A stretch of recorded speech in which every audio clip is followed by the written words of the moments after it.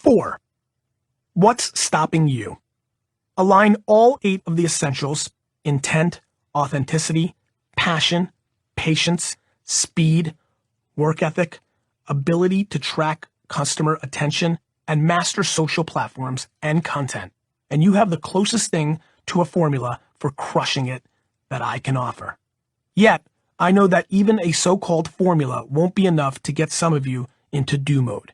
Every day I meet people who swear they're going to start their own thing. Most won't. I ask my team to give me a list of the most common reasons they've heard, whether in the comment sections of our content or in their interactions with other aspiring entrepreneurs, for failing to crush it. Here's what they came up with. I have a full-time job. I don't have any money. I have kids. I don't have time. My industry has too many strict rules. I have an idea for an app, but I don't know how to code. My parents don't get it. My family is holding me back. I'm afraid my friends will get ahead of me. I still haven't finished the books assigned by my life coach. No one was watching. Only a few people were reading. I don't know which idea to pursue. I don't have the right equipment. I don't know where to start. I'm too old. I'm an artist, not a business person. I'm not into anything that's monetizable. I'm afraid I'll get hate comments. Every one of these is bullshit. And some belong in the category of, are you fucking kidding me? The life coach one makes me want to punch my own face. Of the hundreds or so finalists we considered before cutting the list of crushing it contributors down to the ones we included in this book, only a handful were bringing in more than a moderate income at the time they decided to go all in and crush it. Many were flat broke or barely making ends meet. Several had young children, and others were old enough to be grandparents. A number had already failed at previous attempts in building businesses. At least 3 had served jail time. You can write these examples off as anecdotal, but remember, we received so many responses that we couldn't possibly include them all. If hundreds of thousands of people can figure out a way to crush it, isn't it possible that you could too? Isn't it at least worth a try? About the hate mail, and comments for that matter. Yes, there are hateful people out there who are pissed off because they're not doing shit, and you will likely hear from them, especially, as photographer Jared Polin points out, if you succeed. Don't let them keep you quiet, or as Polin says, fuck the naysayers. Sometimes it's hard, and some people will get more hurtful or inappropriate feedback than others. Women will have a different experience on social media than most men. Surely you already know that many, many dudes are scumbuckets. Even more than we thought, now that I can update the audiobook. Then there are the run-of-the-mill insults that can come from anyone. You're ugly. You're stupid. You're not all that. Want to know how the best influencers handle that crap? They ignore it, or they confront it. In fact, you probably haven't made it big until you read out loud your hate mail in a post. Hell, Taylor Swift wrote a #1 song about it. Misogyny, racism, and bigotry are very real problems, but they are not the reason why you're not crushing it yet.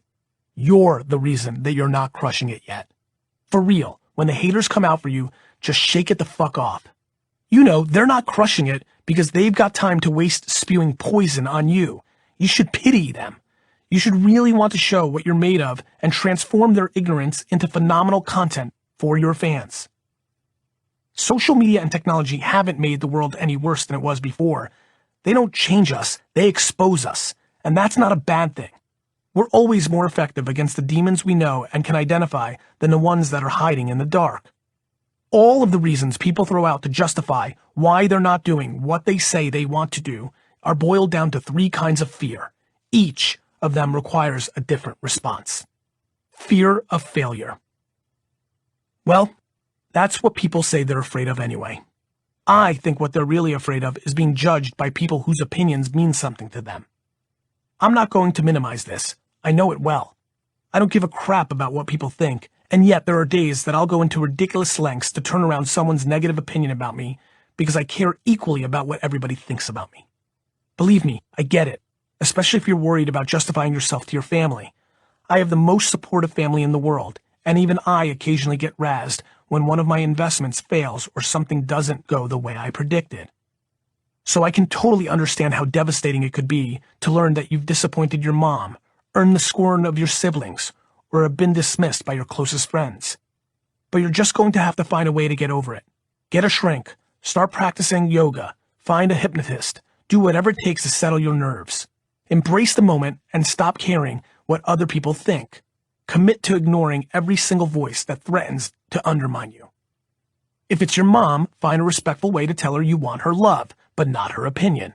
If it's your friends, tell them you are grateful for their concern, but they have to choose to support you or fuck off.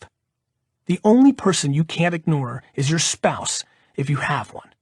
The way around that is to work with your husband or wife to come up with a plan that will work for both of you. There will always be people around you to tell you not to do things. You have to let yourself be the sole judge and jury. In my experience, good communication solves all things. I advise everyone in this predicament to confront the problem head on. Sit down with the people you care about most and say, I'm going to do something I should have done ages ago. The only thing that stopped me was my fear of what you'd say, but you need to know that I'm over that now. I don't need your blessing, but I do need to know I have your support when I fail, because I will. Not spectacularly, I hope, but definitely in the short term. In the long term, though, I'm going to win, and it would mean the world to me to know you've got my back and are hoping for my success, not waiting for my failure. Then, no matter how they respond, start, just like that. You'll be amazed how quickly you can work when you're no longer tethered to the tyranny of other people's opinions. People who are afraid to fail will always set their goals far lower than they need to, much to the delight of their competitors. No one who has played it safe ever made it big. This is your life, and I promise you the chances of truly ruining it are slim. Short of self-destructive behavior or complete lack of self-awareness, there is very, very little you can do that you cannot recover from. Be clear-eyed and strategic.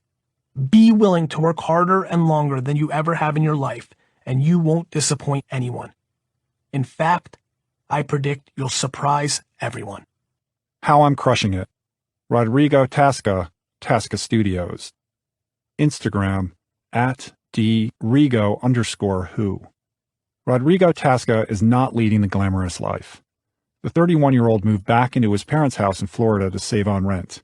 He hired his sister to help with his videography business, and his studio was his bedroom. It's a far cry from when he used to live in New York, where he was photographing models and shooting behind-the-scenes videos for magazines. Yet he still thinks he's got it better than some of his friends. In fact, he feels sorry for them. Moving back to Florida was a risk, but I knew that I had to get out of my comfort zone. I wasn't getting any younger, but I was willing to start back at zero and put in the work. I wake up every day and I'm happy with what I'm doing. But then I'm hanging out with some friends and they're just like, God, I hate what I'm doing. Dude, there's no reason why you should be doing something that you hate nowadays. But they're afraid to fail, or they're afraid about what their image will look like. He gets it. It's hard to impress women when you tell them that you're living with your parents. I'm 31 years old, definitely feel like I want to settle down more. But if I meet a girl nowadays, there has to be an understanding. I'm trying to create something bigger here, and I need to make this sacrifice for the next year and a half of my life so I can have a better life and potentially better life for us within the next 5 years. If you're not cool with that, you're not the girl I'm looking for. Rodrigo started out in the restaurant business, first with his family, later working for a large corporation. About 7 years ago, he won a GoPro at a company holiday party raffle. He loved playing around with it and making videos, but had no intention of doing anything else with it until he visited a friend of his living in Peru. The friend was a real estate agent, and one day, when his photographer didn't show up, he asked if Rodrigo could take the pictures instead. He agreed, but then offered to take some videos of the property too. He spent the next 7 months filming and renting real estate properties in Peru. Upon his return to the United States, he moved to New York for a short-lived position at one of his previous employer's new restaurants, then paid the bills by working at a tennis club where he landed his next job as a personal chef for a family in the Hamptons while also freelancing with a catering company. He discovered Crush It when his company cooked for Tech Week 2015, and he heard this Belarusian immigrant tell the story of how he made money as a New Jersey teenager buying Shaq dolls at the dollar store and returning them to Kmart across the street for a full refund. This kind of hustle was familiar to Rodrigo, whose family had moved to the States from Brazil when he was a small child. Money was tight, so when his parents would go to Costco to buy supplies for the restaurant, he'd buy a box of candy bars for $6 or $7 and sell them to his classmates at school for $1 each. He listened to Crush It during his hour-long subway commute from his apartment in Crown Heights to cook for his client's family on the Upper East Side, and it convinced him to follow his passion and start filming. Film school was financially out of the question. He was going to have to learn on the job. He started with his roommates who were models and then offered to do a shoot for a clothing company where one of his friends worked. They put the shoot up on their Instagram, and it got so much attention that they invited him to shoot another event. He earned a little money for that gig, but it would be the only one that paid out of the next 10 or so videos he'd create. And that was by design. While taking so many online Udemy classes that the company contacted him to find out why he was consuming so much content so fast, he was offering his services for free to anyone he could find. I'd find someone who was having an event and say, "Hey, is somebody shooting for you?" And if they said no, I'd offer myself up. It was pretty much, what can I do to get my foot in the door? I didn't have the technical skills, but I figured going out and learning and getting the field experience and the opportunity to work with clients was going to benefit me in the long run. So when I was ready to charge somebody, all those skills from the free stuff I was doing would come into play. He had the perfect day job to accommodate his training. The family he worked for in the Hamptons and the Upper East Side would have him work about 40 hours over 2 to 3 days, which left the rest of the week open for him to work on his craft. You have to start building those connections. That's what drove me. At first it could be discouraging, but Rome wasn't built in a day. After about 3 months, he finally got paid $200 to film a behind-the-scenes video for a large publication. Eager to get away from the New York winters, he started researching the Florida market for those types of videos and discovered that there was a void. No one was doing that kind of work down there. He decided he would be the one to create a market for it. So Rodrigo moved back to Florida in March 2016. Things did not go well. In New York, I would find a client and then do the whole project for them, the whole process, shooting a video, editing, and producing. I thought I was going to come back to Florida and be this hotshot from New York, and then I realized that no one cares that I was in New York. It's one of those things. I needed to wake up and realize that the other thing I learned about from Crush It is growing a personal brand. At first, I was like, "Hey, I'm Rodrigo Tasca from Rodrigo Tasca Productions," and everyone's like, "Who?" And pretty much I got a lot of doors shut on me. But then I changed my brand to Tasca Studios, and then people were willing to set up an appointment to meet me and hear what I had to say and learn that there was a market for small business videos versus behind the scenes for magazines. So changing that brand was like adjusting to the market, realizing that people didn't want to hire just one guy who does it all, unlike New York, where if you're not the one guy who does it all, they're going to find someone else. There are still clients here who have only recently started a Facebook page. Rodrigo is committed to helping his clients learn how to market online, teaching them the basics of Facebook, Instagram, and YouTube marketing, even when they resist at first. His persistence and commitment have paid off. A year ago, when I started, we were calling businesses and offering free videos, and people were like, "No, we're not interested," or "No, we don't need it." Compare that to the fact that I now charge clients $1,200 for the day to shoot. I'm going to California. I just got back from Tennessee after shooting at a music festival. It's just so crazy that within 1 year of hard work and hustle, where that has led me. I could move out, but I'm considering staying at my parents' house for another year and then getting an office space. My family is super supportive about what my sister and I are doing. She left her job and works with me full time now. They're like, "Whatever we can do to help, we want to see this work out for you guys." I really wouldn't have made it this far without the support of my friends and family. Fear of wasting time. If you're under the age of 35, this isn't even an issue. You can always go back to the practical world in 24 months if you stink or hate what you're doing. School and the 9-to-5 grind are not going anywhere. It bears mentioning that fear of wasting time has also caused many more established entrepreneurs to miss important opportunities. There are a lot of people who ceded ground on Instagram because they were putting all their energy into Twitter and Facebook. The people who laughed at Snapchat should feel pretty foolish now. And they still should, by the way. A lot of people are going to be like, "Well, now it kind of collapsed." Sure, but a ton of people built huge audiences and gained huge momentum by addressing Snapchat when it was hot. And by the way, it still has a ton of under 30 individuals on it. Every platform is worth some investment.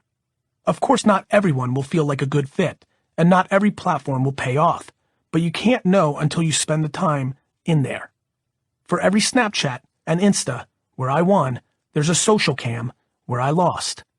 I can assure you what I learned on Social Cam, and I'm going to go off paper here a little bit, taught me so much. Guys, Social Cam was a platform that was only relevant for 7 months, but it was the first time I learned about native video on mobile. And so then when Vine came out, and then later with Instagram created video, and then when Snapchat, it just was everything. So much of what's happening with me right this second can actually be traced back to Social Cam and Ustream way back in the day. And so it's imperative that you try all of these. People are so scared they'll be wasting time if they try to build a business, even when their time isn't valuable. If you're sacrificing time you could have spent with loved ones or doing something that brings value to your life, or hell, $50,000, then I can see how that might cause you some regrets. But if you're giving up only your downtime, time you would have otherwise spent on Game of Thrones or some video game, how can you say it was wasted? You're literally giving up empty hours in favor of doing something that could fill your life with joy, and you're worried about wasting time? That's bullshit. If you're not 100% happy with your life today, it's never a waste of time to try to do something that could get you there. How I'm crushing it. Sean O'Shea, the good dog. Instagram, @theGoodDogTraining. When you're young and your biggest dream is to become a professional musician, you accept that you'll be working low prestige, highly flexible jobs like bartending and waiting tables to keep you financially afloat until you make it. It goes with the territory. Everyone's got to pay their dues. At 25, even at 30, you're cool with it. At 40, not so much. For 11 years, Sean O'Shea worked as a valet, parking cars at a restaurant, as well as for a company that handled private events for Beverly Hills celebrities. A drummer since the age of 3, he played on hit records with artists like Alicia Keys, CeeLo Green, Jennifer Hudson, and Ghostface Killah. Despite being part of some hit tracks, it was the valet work that was paying the bills, not the music. The future was not looking bright, and he was in a bad space. His break came in the form of 2 demented dogs.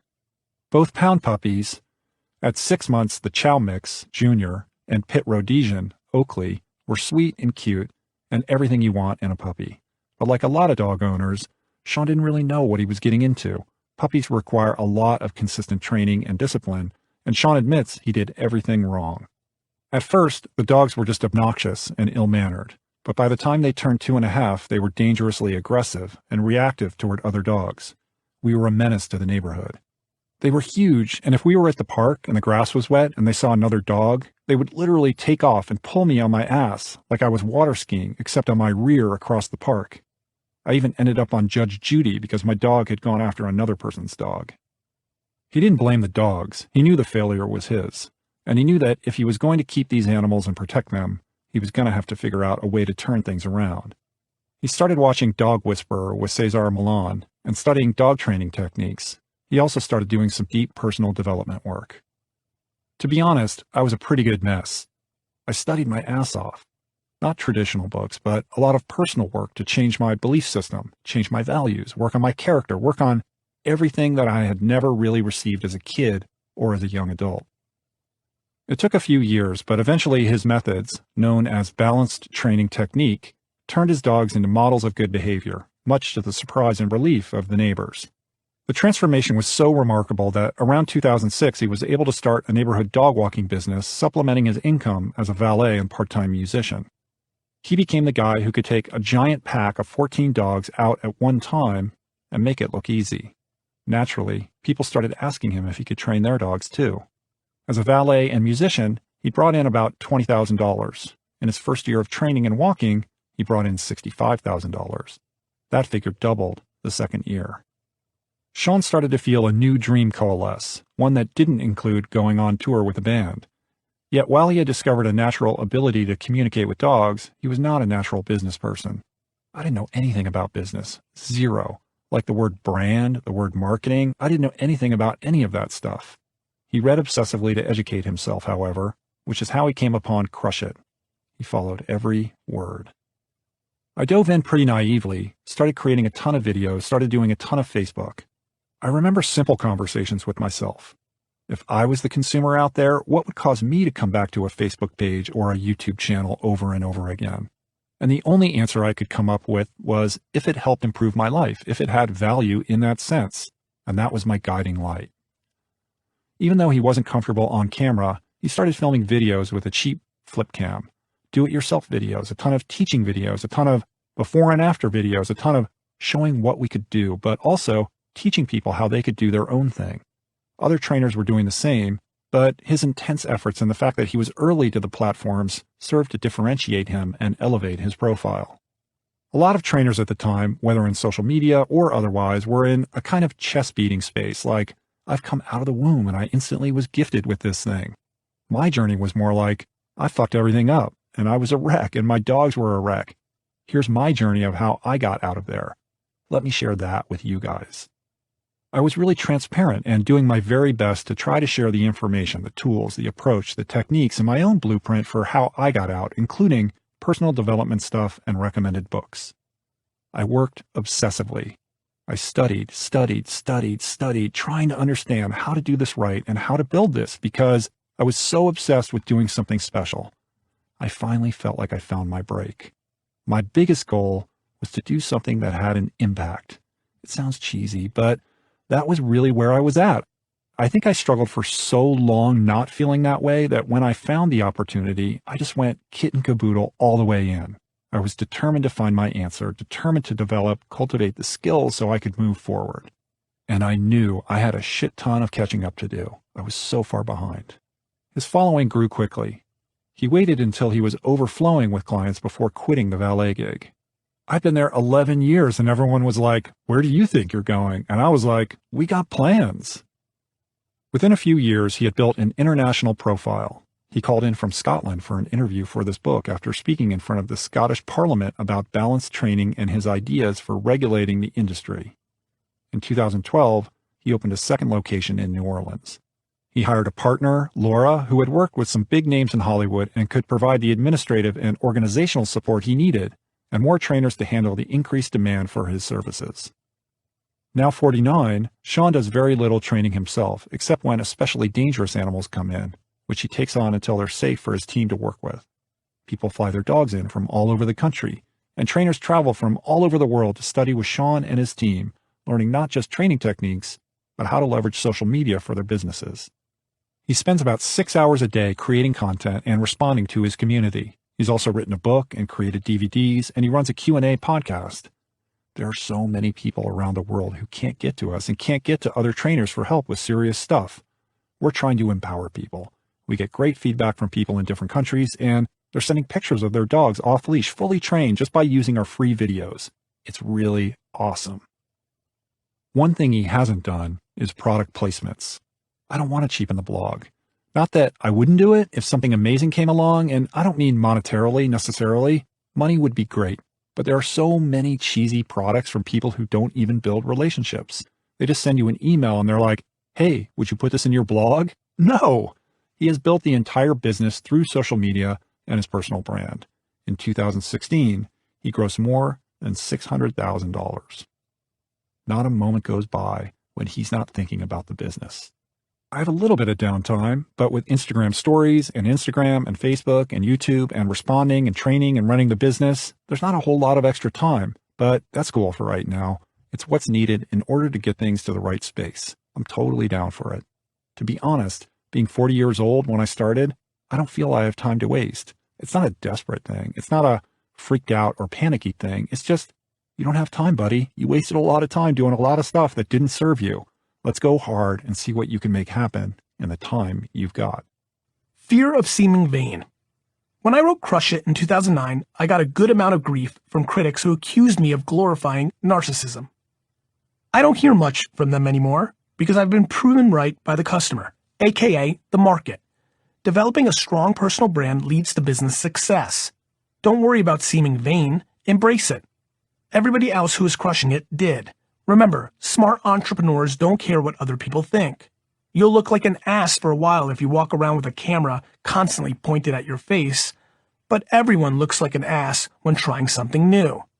Reality TV was a joke, remember? Now you can't turn around without seeing a reality star on the cover of a magazine, on a makeup counter, some exercise equipment, or the frozen food package aisle. Everyone's an ass until they're a pioneer. Set your mind to success. The most exciting part of being an entrepreneur today is that we're living in the early years. The pool is crowded, but there's still plenty of room for you. Get in while you can. Look, I'm sympathetic. I didn't learn how to swim until I was 9 years old because I was too scared to put my face underwater. The only reason I finally learned was one day I was playing air hockey at the community pool when I heard my mom clapping and cheering. My younger sister Liz had figured out how to swim and was making her way across the pool. I ripped my shirt off, threw myself into the pool, and started swimming before my mom's applause stopped echoing. There was no way I was going to let my sister learn how to swim before me. Sometimes you have to just jump into the pool, even when you're scared. As you gather your ideas and put your strategies into motion, set yourself up emotionally to succeed. Find your courage and strengthen your self-esteem until you're brave enough to make some noise and invite people's attention. Then show them that you care deeply about keeping it. Several of the people interviewed for this book said that while hugely inspiring, Crush It didn't actually compel them to change anything about how they were growing their personal brand or running their business, because they couldn't imagine operating any other way. Caring about quality, value, and the customer experience above and beyond anything else was already working for them. We live in such a fast, casual, cynical world that it can be almost disorienting to customers when they are coming into contact with someone else's eagerness to help or please bowls them over like an enthusiastic St. Bernard. Disorienting, but also delightful and addictive. Crush It merely confirmed what these stellar entrepreneurs already felt deep in their hearts, and it gave them the satisfaction of knowing they were right to follow their instincts. It's very Wizard of Oz, actually. Let me get a little Glinda the Good Witch on you. You've always had the power to achieve your wildest ambitions. There is literally no reason you can't become an entrepreneur and influencer in 2018. It's my greatest hope. And by the way, I know a lot of you are going to be listening to this in 2020 and 2022. It's going to stick there too. The long tail is long. And it's my greatest hope by the end of this book, you'll feel a lot like the 9-year-old me as I hurled myself into the deep end of the pool and realized, oh shit, I can fucking swim. How I'm crushing it. Mimi Goodwin, Mimi G Style. Instagram, @Mimi G Style. The School of Hard Knocks is a brutal place to get your formative education. Mimi Goodwin should know. Raised in Chicago by a single mother who worked 2 full-time jobs to make ends meet, she often spent time at her grandparents' house, where she was molested at a young age by 2 male family members. When her mother remarried, Mimi was abused by her stepfather. She would find respite every summer in Puerto Rico, where she went to spend time with her father. Her aunt was a seamstress, and Mimi loved to make clothes for her Barbies, while sitting next to her as she sewed ball gowns and wedding dresses. Mimi's father bought her a sewing machine, and she took it back with her to Chicago, where her mother would buy her fabric. When she was 13, Mimi offered to make a dress for her mother to wear to a wedding. The end result was horrible. The dress's hemline was off, and it didn't fit properly. Mimi's mother wore it proudly anyway. Mimi was thrilled, and a seed was planted. Unfortunately, Mimi's home life became intolerable and she ran away, leaving the sewing machine behind. Seeking year-round warmth, she used money she'd stolen from her mother to buy a train ticket to California, where a friend of hers had moved with his family a month before. I thought that all of California was Hollywood. She couldn't understand the conductor over the loudspeaker. I remember the conductor saying something, something California, so I got off the train, and it ended up leaving me in Pomona. And I was like, this doesn't look anything like the movies. For 8 or 9 months, she lived in a city park, sleeping on a bench or with random people in exchange for money or food. She eventually made her way to her friend's house and moved in. The friend became a boyfriend. She experienced domestic violence there too, and right before her 16th birthday, she found out she was pregnant. Upon hearing she was going to be a grandmother, Mimi's mother came to visit and tried to mend the rift between them. She apologized and I apologized. I think I had a greater understanding for my mom after I became a parent. I found myself in very similar predicaments. Eager to give her daughter Chastity a safer living situation, Mimi moved out of the boyfriend's house, but wound up squatting in an abandoned apartment building with no running water. Her mother begged Mimi to let her take the baby until Mimi could get her life together. Reluctantly, she agreed. Mimi married the first person she could, so she could get a house and bring her daughter home. Again, she found herself in an abusive relationship. A second daughter, Lexi, followed in 1998, and Mimi tried to stick it out with her husband. But when Lexi was a few months old, Mimi asked some married friends if she could move in with them. She had a job as a receptionist and soon moved into her own one-bedroom apartment. She was making ends meet, but barely. There were weeks when we would have a lot of potatoes or a lot of top ramen or whatever we could manage at the time. I would come home from work, go right to the bedroom, close the door, and cry. I felt I was drowning in whatever this life was, and the kids would cry, "Mom, Mom, Mom," and I'd collect myself and go back into the kitchen and make dinner and move on. Because that's just what you do when you're a mom. Things started looking up. She found a job working as a receptionist at a 3D digital media company for a man named Steve, who mentored her and educated her about his business. She got married again, my healthiest relationship, had 2 more children, and took up her old hobby, sewing. Her husband turned the garage into a little sewing room for her. She'd wear some of her handmade clothes to the office and always get compliments. Her boss, Steve, who was always the first one to scream across the room, "She made that!" would often sit her down to talk about her ambitions and goals. One day, when they were having this conversation, and he was asking yet again what she'd like to do besides be a receptionist, she replied, "I think I'd like to be a fashion designer." "How much would you need?" he asked. They talked further about the steps she would have to take to make her dream come true, and she went home. The next day, she found a $30,000 check on her desk. She started working on a collection and even had a runway show at the Fashion Business Institute in Los Angeles. But she realized soon enough that while she loved designing, she hated the other aspects of the job. Steve didn't get upset. "You'll figure it out," he assured her. In 2012, she noticed that a lot of people were starting sewing blogs and making commercial patterns and crafts at home. She thought, "I can do that." So in March, she started her fashion sewing blog, Mimi G Style. At the time, you could find online instructions to make a quilt or an apron, but there was nowhere to go where you could find out how to make the clothes you saw in magazines. I would take something I had seen on the runway that, of course, I could not afford, modify it, and create something new.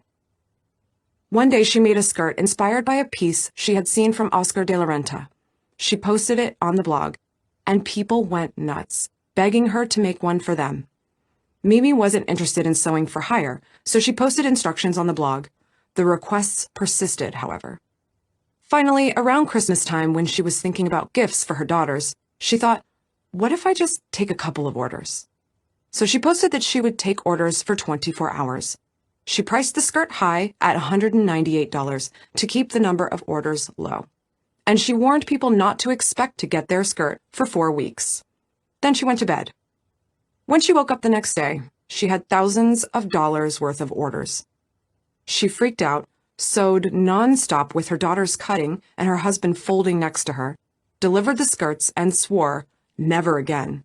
Then she thought, what if I could just teach them to make it themselves?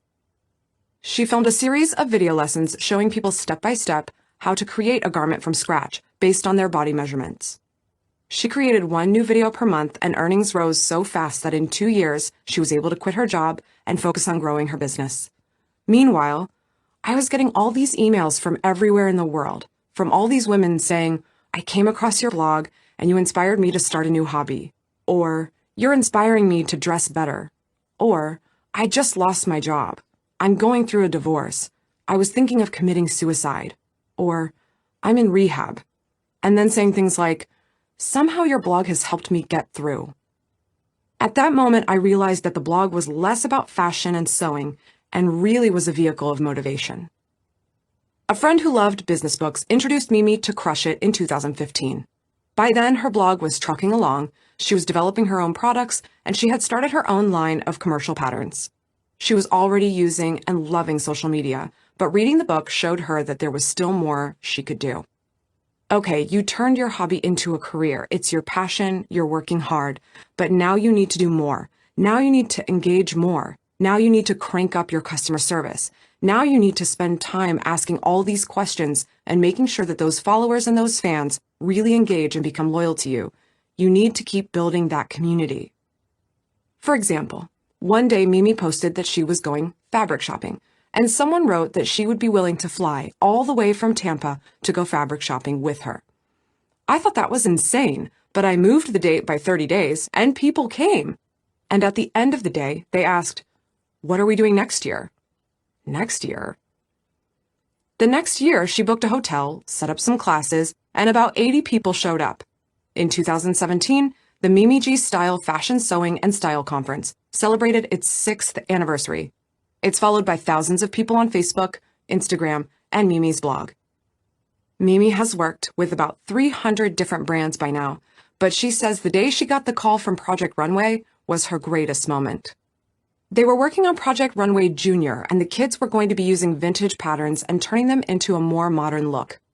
They contacted Simplicity because they knew that's what I used, and asked if I could come on the show and be a mentor to the kids and introduce the challenge with Tim Gunn. And so the folks at Simplicity called me and said, "Hey, Project Runway called. They want you to come do the show." And I was like, "What? Yeah, let's do it." When Mimi read Crush It, she was excited to learn that there was a term for the type of business she was running, a reactionary business. She's still at it, looking ahead to see where she should go next. She spotted a big hole and is now in the process of filling it. In the sewing community, I've been able to cross all boundaries. I've been in every sewing magazine that there is. I've been very fortunate, but I'm Latina, and a lot of my community is African American or Latino, and when I looked in those sewing magazines, there's nobody that represents us. I got to a point where I really wanted to see more of myself in these magazines, and I thought, well, I'll just do it myself. We launched So Def, a digital multicultural sewing magazine that focuses on both men and women and will feature a lot of makers from all walks of life. As soon as we launched it, it got a lot of amazing reviews. People were posting and sharing it because there wasn't anything like that. And for me, I think that the more people I help, the more I get back. I've been very fortunate that I get to work with all these brands, but not a lot of makers do, especially those who look like me. I know that there are so many because they follow me and I follow them and see their work. If I can bring awareness to them and get more of the brands that I work with to have a better representation of the entire sewing community, not just a part of the community, then I've done my job.